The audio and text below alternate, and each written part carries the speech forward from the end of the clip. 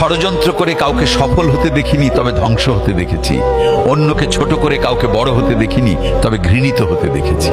হিংসা হলো এমন এক বিষ যা ধীরে ধীরে মনকে এমনভাবে কুলুষিত করে, যার ফলে সে নিজেই জ্বলে পুড়ে শেষ হয়ে যায়।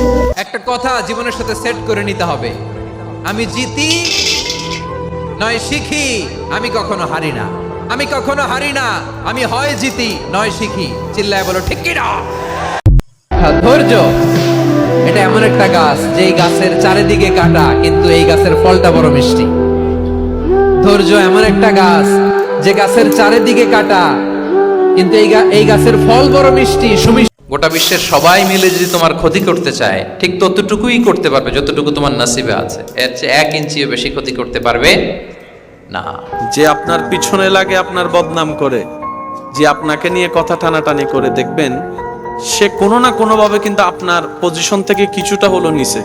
আপনিও আমিও আমরা কোনো না কোনো ভাবে যখন কারো বদনাম করি, অটোমেটিক তার পজিশনটা উপরে উঠে যায়, আমাদের পজিশনটা নিচে নেমে যায়। আল্লাহ বলেছেন, তারা তোমাকে ছেড়ে যায়নি, বরং আমি তাদের তোমার জীবন থেকে সরিয়ে দিয়েছি, কারণ আমি তাদের সেসব কথা শুনতে পেয়েছি যা তুমি শুনতে পাওনি। তাই কখনো একা হয়ে গেলে অথবা কেউ ছেড়ে চলে গেলে হতাশ হবেন না, আল্লাহর উপর ভরসা রাখবেন, কারণ তিনি হলেন উত্তম পরিকল্পনাকারী।